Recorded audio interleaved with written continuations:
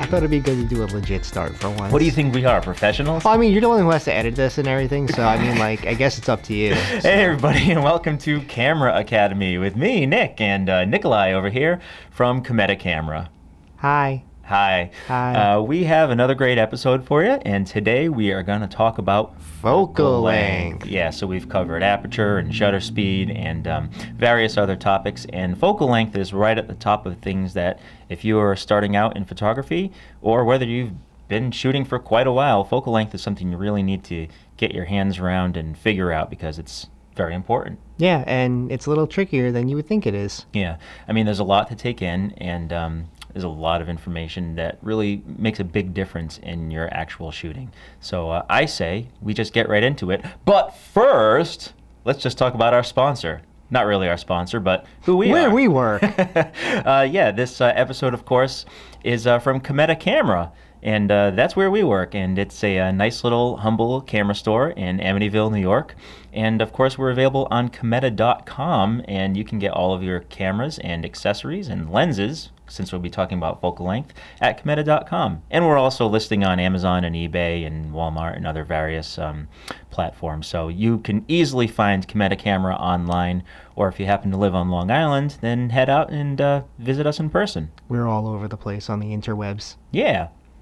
And speaking of the interwebs, if you want to get in touch with us regarding this podcast or any other social media stuff, well, find us on Facebook at facebook.com/CametaCamera. We're on Twitter at just @Cameta, and we're on Instagram too. So you can find us pretty much anywhere, and if you want to email us, hit us up at social@Cameta.com. We really have to start utilizing Instagram more. Well, what kind of content would you propose? I don't know. Because no one wants to be part of any of this nonsense except for I me know. and you. And you usually don't want to be part of it And either. I don't want have to drag you kicking and screaming. I don't want to have to get consent forms and everything from people. Yeah, that can be kind of... model releases. Because they consider themselves models in the warehouse. Is that right? Yes. Ooh. Divas. Divas in the warehouse. Yes. Well, let's just talk about focal length so that we don't have to deal with any of that kind of stuff. Joe is the biggest diva. Is he really? Yes. Ooh. That's all I'm saying. Just in case he ever listens to this. Just leave it which at I don't that. think he will, but... Well, just for the listeners' sake, Joe will be unpacking all of your equipment and putting away on the shelf nice and carefully so it doesn't get messed up. Thanks, Joe. Good job, Joe. And good job to everybody else in the warehouse who, at the time of this recording, are busting their butts it's for been the a holiday season. Definitely a little crazy back there. So anyway. Kudos to them. Good job, everybody. And Nick, why don't we talk about focal length? Yes, that's what this episode is about. So first off, let's talk about one misconception about focal length. It has nothing to do with the actual length of your lens. No. That's not what it's measuring. Focal length measurements, so when you see the measurement on your lens, whether it's 18 to 55 millimeters or 50 millimeters or 35 millimeters, whatever the length is in your lens, it's actually measuring the distance between your image sensor and where the light rays converge inside your lens. So it's kind of dependent on the elements that are in your lens, the glass optical elements that are in your lens, and where your image sensor is in relation to that. But that's where the measurement actually comes from. It's not the length of your lens, and it's not the diameter of your lens. Those are different things. So, to put that in simpler terms, for simpletons like myself, okay. Focal length is basically the zoom of your lens, the distance that you're looking at through your lens. Yeah, I mean, practically speaking, it means the angle of view. So the area of view that you're getting in your viewfinder or on your screen is determined by the focal length, aka how much of the scene is captured. Correct. So a short focal length, something like 18 millimeters, is going to capture a very wide area, which makes it really good for landscapes and cityscapes and things like that. Kind of surreal stuff too, if you'd like. Right. If the background of your photograph is like a key component, then shooting at a wide focal length is what you want to do. Probably, yes. That would be a good idea. Okay. And it also works well for when space is limited. So if you're in a small area and you don't have a lot of room to work with, you want to shoot at a wide focal length so that you can get everything in the shot. I agree with that, yeah. Okay. Thank you for your input. No, I'm thinking of, what we're going to be talking about. Well, yeah, we'll in the definitely future be getting here, to so. pros and cons and all that. I'm just having a little background here. Now, a long focal length, something like 200 millimeters, 300 millimeters, that will capture a very narrow area, and it will isolate your subject.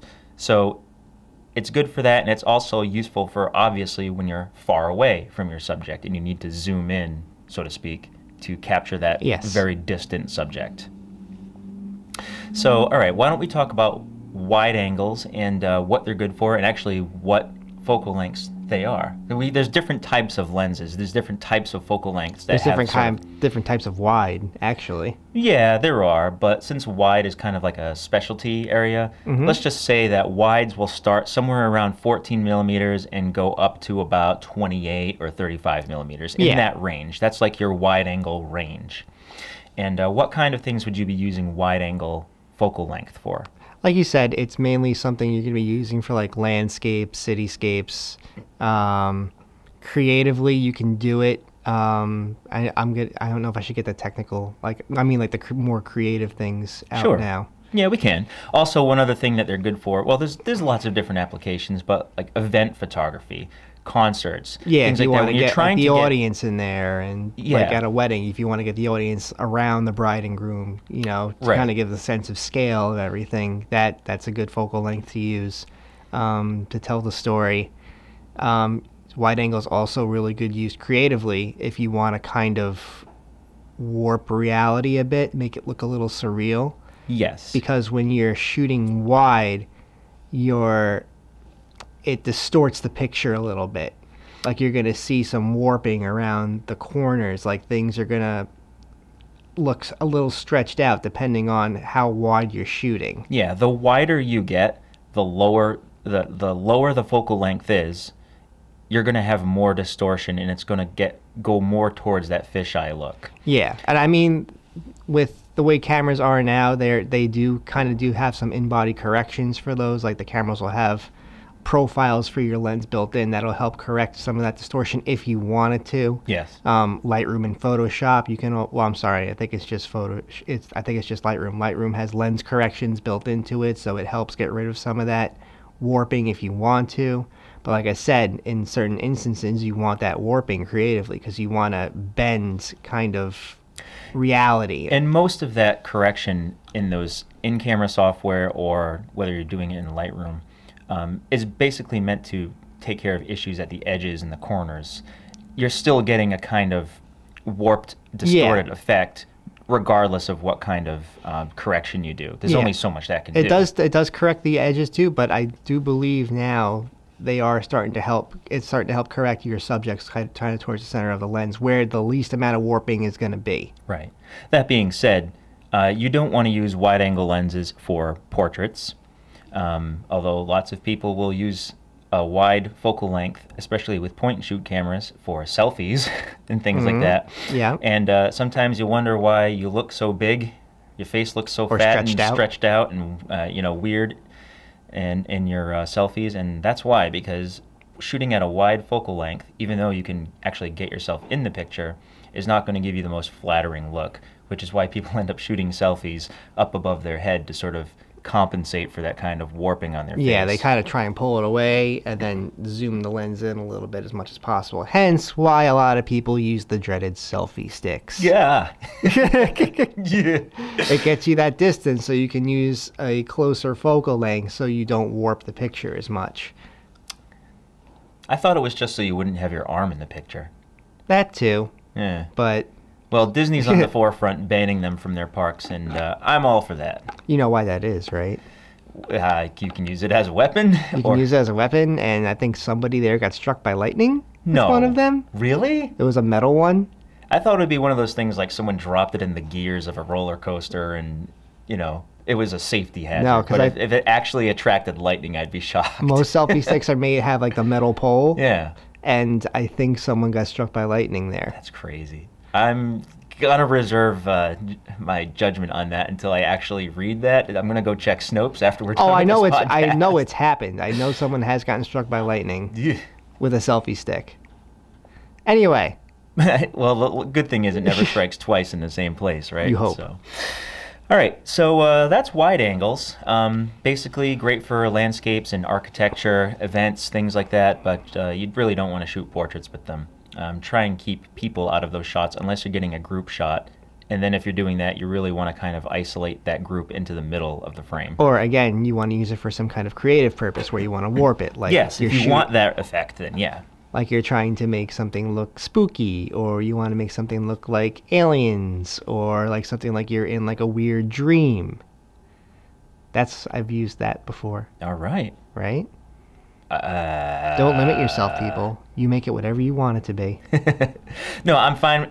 I'm fine with that. That's great. That's good advice. But if you want something to look for realistic, creative use, wide angles are great. Yeah, but if you want something to look more realistic and like true to life, which is a majority of what people are doing, that are taking like candid shots and stuff like that, you want to stay away from wide angle. Yeah. So what I'm saying is basically, if you're shooting pictures of your kids or whatever, don't shoot at 18 millimeters on your kit lens. Zoom in a little bit more so you have a more natural perspective. And if you do have to shoot at wide angle for whatever reason, get your main subject towards the center of the lens, because that's where the least amount of distortion is. Yeah. And then you can always crop it later. Yes. Okay. So let's move on to basically standard focal lengths, which is an approximation of what the human eye sees. Yes. So the human eye basically has the same angle of view as about a 50 millimeter lens in 35 millimeter format. Right. We're talking about full frame lenses here. Yeah, we're talking full frame. There are ways to convert if you have a APS-C size sensor camera. If you just look it up online, you can kind of see. But like the basic conversion is like a 35 millimeter lens is equal to a 50 millimeter focal length. Yes. For the on human a eye. crop sensor camera, yes. Okay. So we'll get into that whole crop sensor stuff a little bit later on. But let's just stick with the focal lengths here. Aha, you have to make them stick around to the end of the episode to understand that. Yes, that's a real cliffhanger. I got the format we're going for here. Very good, very good. That's a real carrot at the end of the podcast stick. Yes, yes. So anyway, a standard focal length, let's say between 35 millimeters and 70 millimeters. That's basically the range if you want the most natural perspective. Basically what it looks like from human vision, that's the kind of range you want to be in. And the way you can test this is, because I've done this before, put your eye up to your viewfinder, whether it's digital or optical, and have it at that 50 millimeter format, and then just take it away. And you'll just see that it looks pretty close to what you're seeing. Oh, that's Do that cool. with a wide angle or a telephoto, and you'll see the warping going on. You'll probably give yourself a little bit of a headache. Which is what we want all our listeners to do. Been there, done that. So a 35 millimeter to 70 millimeter, in that range anyway, that's really good for street photography, candids. You can get lots of portraits if you want some background in your portraits. Yeah. Those portraits are going to look more natural. They're not going to be, high art portraits is what I'm saying, but they're going to be the most natural looking ones. So if you're trying to get just nice candid pictures or nice candid portraits in natural settings, that kind of range is where you want to be. And luckily, all your kit lenses, anything that comes with your camera, you're gonna be able to achieve that. Yeah, it'll have a standard focal length in there. Generally, they go up to 50 or 55 millimeters, and that's at the upper range, but you'll have a nice natural perspective available to you when you get your first camera. Yeah. Basically. All right, so any other good uses for that, or is that just basically it? Basically, if you want something to look the closest to realistic, that's the focal length you should really use. So if you're selling any kind of products online, you're going to kind of want to stick to like that focal length too of like your product photography. That's why you'll notice that if you're doing jewelry and stuff, a lot of macro lenses come, like the smallest they come is like 40 millimeter, 50 millimeter. Yes. So, and that's why, because you want like a 1-to-1 scale. You want it to look as realistic as possible. Yeah, macro photography doesn't come in a wide angle. No. There's really no point to that. All right, so that's pretty much it. Let's move on to mid-telephoto, and this is basically what we call portrait length. Yes. So anywhere from 70 millimeters to 105, and then the magic number is usually 85 millimeters. Yes. In Full frame, yes. In full frame format. And that is 56 millimeters in ASPC cropped. APS-C. I always mix those letters up. Take two. Anyway, so yeah, that's your ideal portrait length. So the portrait lens is basically an 85 millimeter 2.8 or a 1.8 or a 1.4 or a 1.2 or one. Geez. If you use Fuji. Cha-ching. Ding. It's a pretty lens. It is, and that's basically what most professional portrait photographers are going to be shooting at most of the time. Yes. And yes, those lenses can get pretty pricey, but that's just the reason it's that focal length is just not only does it still have a natural looking perspective, it gives you enough. The more your focal length increases, the less of the background you're going to see. Yes. It basically sucks the background out of the picture, and it kind of flattens it too. But when you're shooting a single subject, that's not really the important thing. Yeah, a lot of it gets compressed, and then not to mention, if you're shooting a portrait, you're gonna want to use your widest open aperture as well. Absolutely. So most of the time, the more you zoom in, the shallower your depth of field gets. Mm-hmm. So meaning that you're going to get more of that background blur if you're not focusing on it, behind your subject and in front of your subject. And that's the most popular look for portraits, is to have a real sharp focus on the face and to have the background completely blurred out, completely separated, because the background is not what you're focusing on here. Yeah. The background is just background, and the subject is what you're really that's the thing that you want to isolate. Yeah, that's what you really want to have. So we should point out too, well, I just want to point it out too, if you're trying to get that background blur kind of shot done with your kit lens and you're shooting wide angle, you're not going to get it. No. It's not going to be an approachable thing to get unless you're doing some kind of post-process editing. It's just not possible. You can get some background blur if you shoot all the way zoomed in on your kit lens and you have your subject as far away from their background as possible. Yes. But really, to get portraits with a lot of background blur and to have a shallow depth of field, check out our aperture episode to hear more about this. You're just going to need a lens with a larger aperture, and you're going to have to spend a few more bucks. It's just kind of the way it is. You're going to need like f4 or lower. Yeah. So that's one of those situations where you don't need a new camera, but you might need a new lens. Mm-hmm.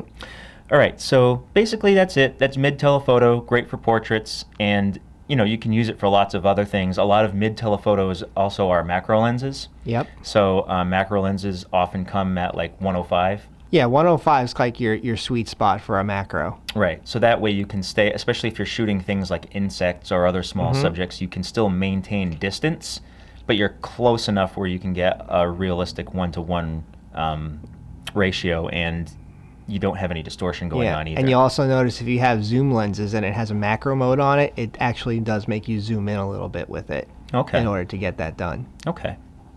All right, so let's move on to telephoto, which is basically anywhere from 105 until infinity. And that, there's telephoto, there's super telephoto, there's ultra telephoto. You're gonna miss super telephoto. You can sort of cut it up into those different categories, but basically anything after 105 is in the telephoto range. That's your long range. And of course, those would be great for sports, nature, concerts, surveillance, yes, spying. That's not a joke. Surveillance. Anything that you need where the background is not the important thing. The subject is what you want to isolate. And like, you can shoot portraits at 105. You can shoot portraits at 200 millimeters if you want. You can shoot portraits at 500 millimeters if you want. You certainly can. It's going to be tough to keep things from getting blurred out at that focal length. But you won't have, at that kind of focal length, you're not going to be contending with background elements. No, and you're going to need a really fast shutter speed if you're not using flash. Or a really good steady tripod. Actually, you're going to need a pretty fast shutter speed anyway.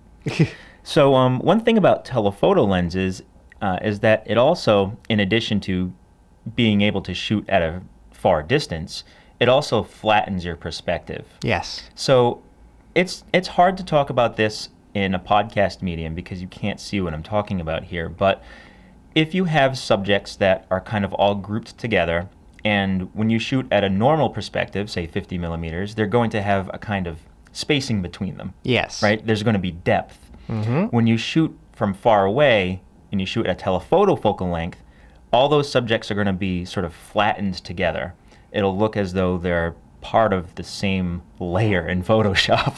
But it's almost like a drawing, I guess. Yeah. If you could put it that way.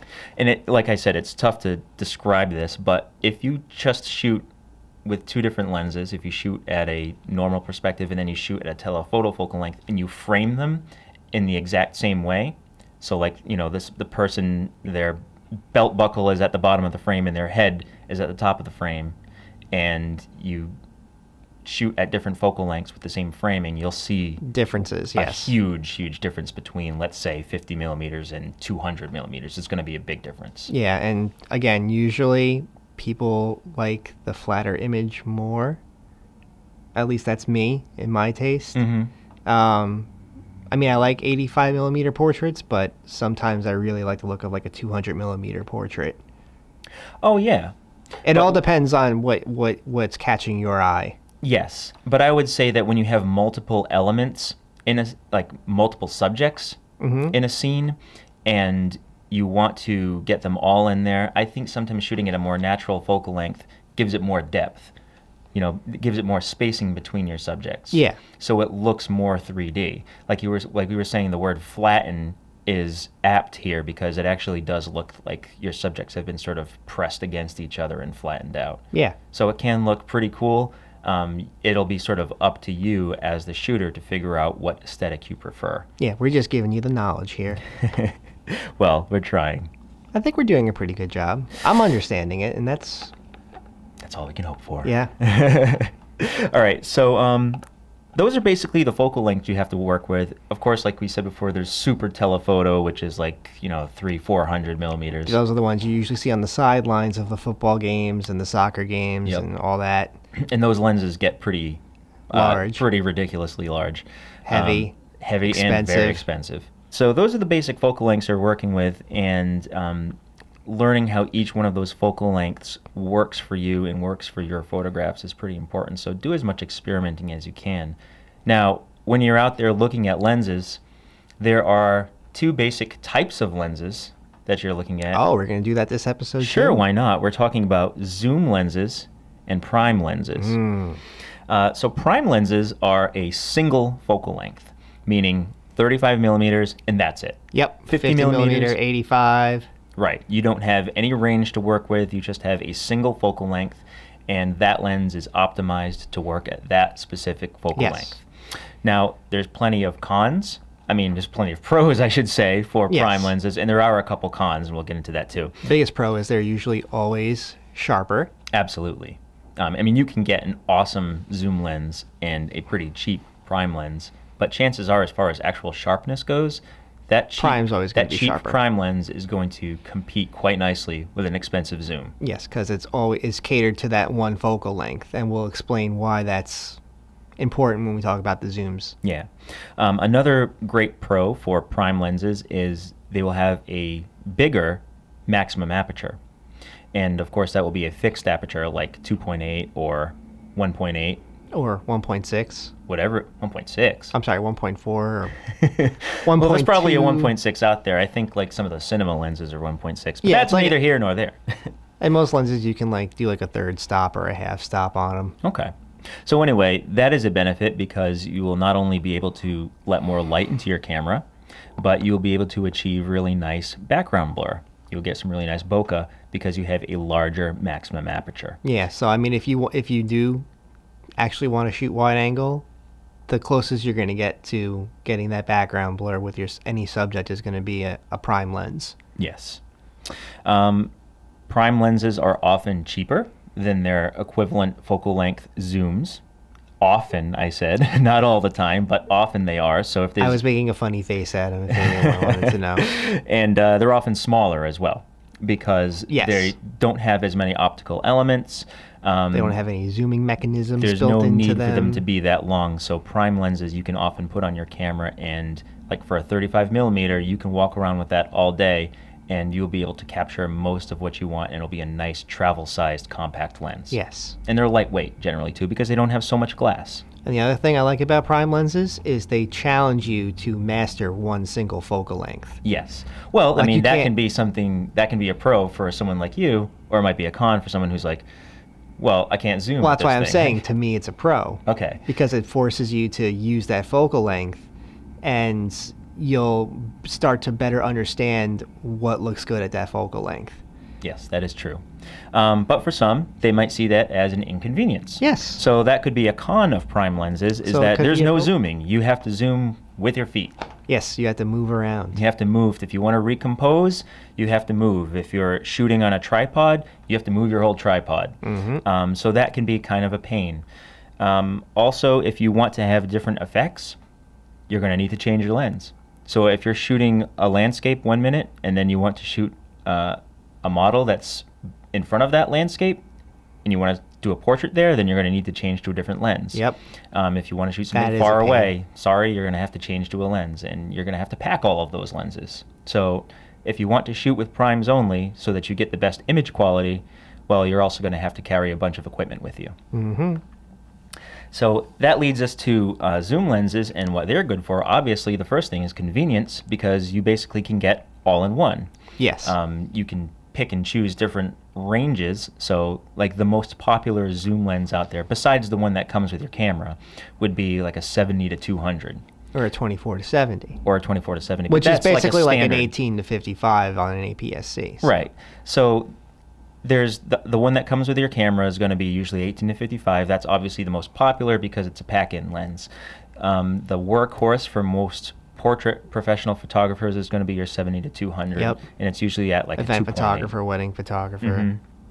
And that is really convenient because you have a wide range of focal lengths to work with, and when you're shooting, you can micro adjust your composition so you don't have to move around, and that's great, especially when you're shooting on a tripod. And you're shooting moving subjects. Yes. So those are some important pros for zoom lenses, but there's also plenty of cons. Well, another pro is that a lot of them come with image stabilization built into them. Ah, yes, which is not always true for prime lenses. I don't think I know of any prime lenses that have image stabilization in them. I know camera bodies that have image stabilization in them, but not the lens itself. I think there are a few I think there might be portrait length some ones. portrait or macro ones that have IS in it, yeah. But yes, that is true. Most zoom lenses, because you're shooting at a longer focal length, you'll have image stabilization built into the lens, because the further in you zoom, the more pronounced your movement with your hands will be. Yeah, even so I think it's really important to have that in there. And a lot of kit lenses come with the image stabilization built into them too. Yep, they sure do. But that being said, image stabilization can make your zoom lenses heavier and more expensive, which is the main thing Absolutely. with zoom lenses, is that That's why you'll see a lot of models like a 7200, they'll have the same aperture and everything on it, but one has image stabilization built into it, and it's $300-400 more than the one without it. zoom lenses, as well as being bigger and heavier, can also be more expensive overall when you compare them to a prime lens. Now, I'm going to use this example just to sort of back up what I was saying before when you made your face at me. So let's say you want to shoot at 85 millimeters. Okay. And you have a Nikon camera body. You don't have a ton of options. Here's your options. You basically can shoot with an 85 millimeter 1.8. Yep. And that lens is a prime lens. It's relatively cheap. It's $500, depending, you know. I think I actually own that one. A little bit here or there, and it's like 12.5 ounces. Now, if you want to shoot at that focal length with a zoom lens, you have basically two options. You have an 80 to 200 2.8, and that's $1,200, and it's 46 ounces, so like almost 3 pounds. Or you can shoot with a 70 to 200, and even the unstabilized version of that lens is over $1,000. So if you're looking to shoot at a specific focal length, you might do better going for a prime lens, and you'll spend a lot less money if you're just shooting at single focal lengths. But then again, you don't have the convenience of the zoom range. Yeah. So as most things are with photography, you have to sort of trade off convenience for image quality. And a lot of the times, of course, you're gonna, I don't want to say a lot of the times, almost all of the time, you're getting what you pay for. And you know, like a 70 to 200 with VR with a maximum aperture of 2.8. Over $2,000, I think, now for most of them. Yep. Yep. So, you know, zoom lenses can get up there in price, but they definitely can make up for it in terms of their convenience factor. Yeah. So there you go. Prime versus zoom, everybody. Oh, I thought we just did a whole episode in like 10 minutes. I thought we were supposed to talk about more of the cons on. Do you have more cons? Yeah. What else do you not like about zoom lenses? They tend not to be as sharp as well, a there's prime. that, yes. It depends. I mean, there's a lot of corrections they can do with it, and that's why they get so pricey, because they had to put more lens elements, stuff like that, and to correct that and to bring it more sharpness back. But again, prime lenses, if you want maximum sharpness, that's the lens to go for. And also, a lot of them have variable apertures. Yes. The more expensive ones will have a fixed aperture. Yes. But most zoom lenses for the novice photographer will have a variable aperture, and the biggest aperture on that lens is not going to be very big. Yeah, exactly. So if you're thinking you're going to get, like I said, like a lens says like an 18 to 55, says 3.5 to 5.6. Right. The 3.5 is going to stay at the wider end of the camera. Oh, yeah. When you start zooming, that 3.5 goes away real fast. When you start zooming, your maximum aperture is going to start going up. So like when you're fully zoomed in at 55 millimeters, you're not going to be able to go below 5.6. So that's another little con to it. That would be true with it doesn't sound like it's a big deal, but like when you start actually understanding everything, that 5.6 can be a big deal depending on what you're shooting. And the same holds true for the less expensive telephoto zoom lenses, like 70 to 300s or 75 to 300s, things like that. They're nice because they give you a lot of flexibility with your focal range, but like you said, the maximum aperture is pretty high on those, and you won't be able to shoot in low light situations. So that's where the more expensive zoom lenses come in. And yes, you'll have to pay a pretty penny to get something with a long zoom range and a large maximum aperture. Yep. All right, so are there any more cons as far as zoom lenses go? That's because don't get us wrong. Oh, no, I love zoom lenses, and we both own several of them. I own a ton of zoom lenses, and I use them definitely more often than the primes. Yeah. But that's because when I go in with my primes, I know what I'm shooting. It's usually a controlled environment, and I can move around freely with my subject, and I'm not on a time constraint. Right. If I'm like just going out and, you know, I want to shoot around and I don't know what I'm shooting, like if I just want to go on a hike or something like that, and I don't know what I'm shooting, or if I'm going to a wedding or an event where like my subject's going to be unpredictable. Yep. I don't know where they're going to be. I don't know where I'm going to be. That's when you want to use the zooms. Your zooms are your working lenses. Those are the workhorses, yes. You know, when you're in a studio and you're all set up and you're ready to go, or if you actually have a plan ahead of time about what you're going to be shooting, then yeah, those primes can really be great. Or you just have a couple primes to go along with your zoom, which you have attached most of the time. So yeah, it's the convenience factor that really makes zooms your workhorse of your camera kit. And that's why when you get a camera for the first time, or for the second time, or the third time, it always comes with a zoom lens. Yes. It will almost never come with a prime lens, although there are some that do. Yeah, and there's sometimes packages out there with certain cameras that'll have like, oh, you know, bonus 35 millimeter lens included. And that, you know, the primes are, if you're going to have a kit and you're going to bring your zooms with you, the only reason you would really probably bring a prime with you is if you need something for low light. Yes. That's the way I usually pack my kit. I'll usually have a normal and a wide angle along with my zooms. Well, let's say, what would be a good, let's say for a beginning photographer, like they go out and they get themselves a D-SLR with an 18 to 55 lens, all right? So you've already got that. Yes. And you want to spend, I don't know, $500 on a couple more lenses. What would you get? Depends on how you shoot. Well, what's the best sort of, for most people, what will they generally need? It's hard to say because every person's a little different. Yeah. So, I mean, let's say you're shooting around with your camera for a month and you notice that majority of your pictures you're taking are like landscapes, like you're taking pictures of nature, your grandkids or something playing in the yard.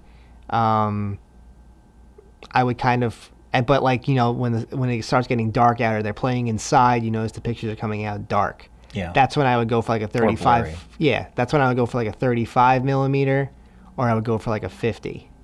If you notice that you're shooting a lot of, like, you know, you're just trying to get into like portrait photography and you're shooting a lot of your friends and you're mostly always zoomed in with your lens, that's when I would go for the 85 millimeter. Right. So it's all depending on what you shoot and how you shoot it.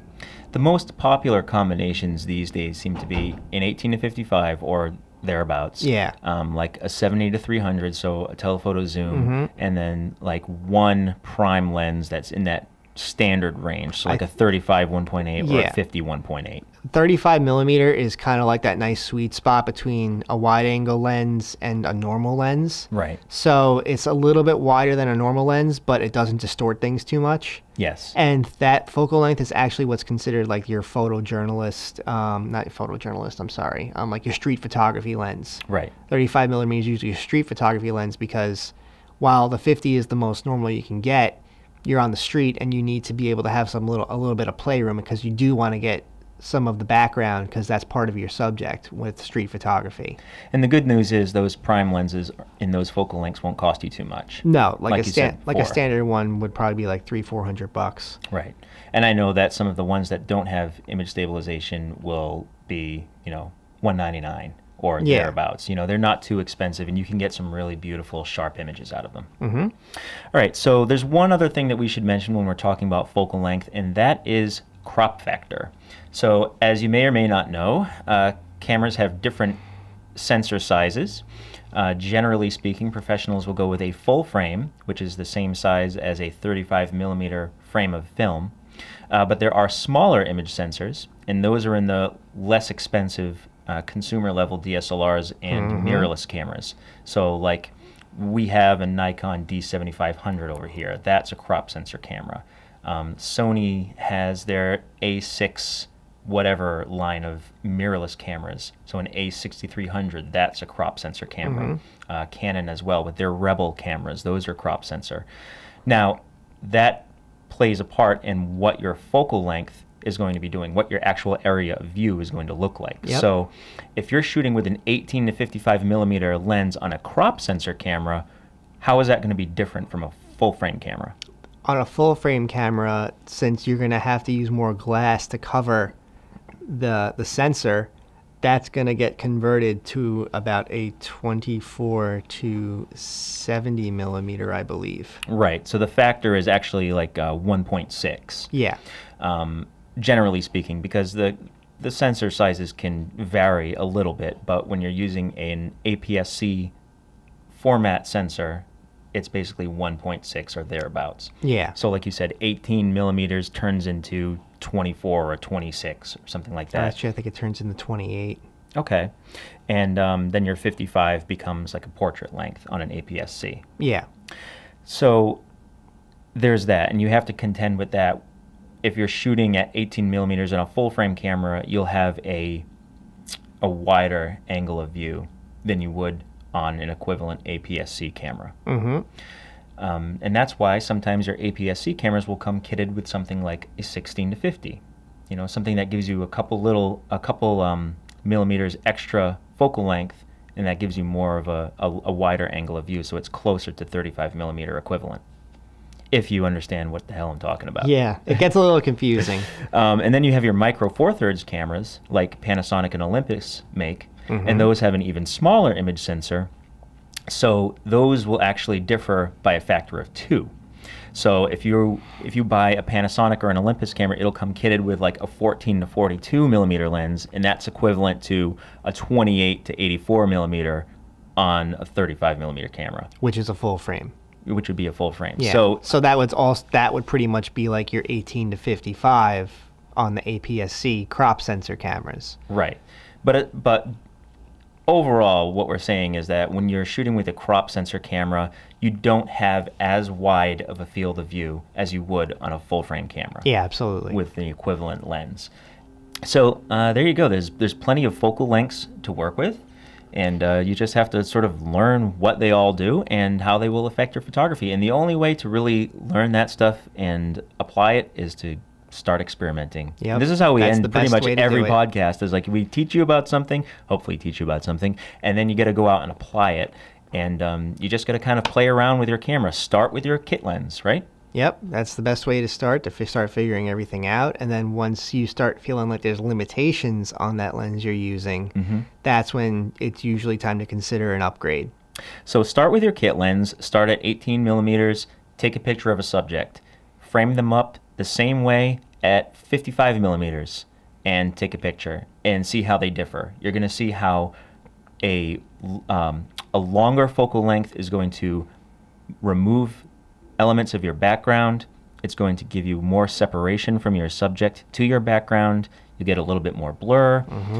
It's going to really change things up. And then when you find that you like that look, you'll probably want to end up going towards portrait length, and then you're going to start getting into telephoto, and you're gonna start, you know, flushing money down the toilet, much like we have done for the entire length of our tenure here at Cameta Camera. Yeah, that discount's a killer sometimes. You know, gear acquisition syndrome is something we all have to contend with as photographers, and pretty soon you'll just learn to love it. You know, it's like a Stockholm syndrome. You'll become friendly with your captors. Yes. So I guess that's about it as far as focal length goes. Any other thoughts, Nicolai? Just the more you shoot, the more you practice, the more you'll start to understand everything, just like any kind of art form. So get out there and shoot. Yeah, man. And I guess that's about it from Camera Academy today. So thank you for listening to our episode about focal length. And if you have any questions, please get in touch with us on Facebook or Twitter, or email us at social@cameta.com, because we're always glad to answer your questions and get any sort of feedback that you may or may not have. And until next time. Oh yeah, we'll fix it in post. Yeah. Yeah. See you later, everybody.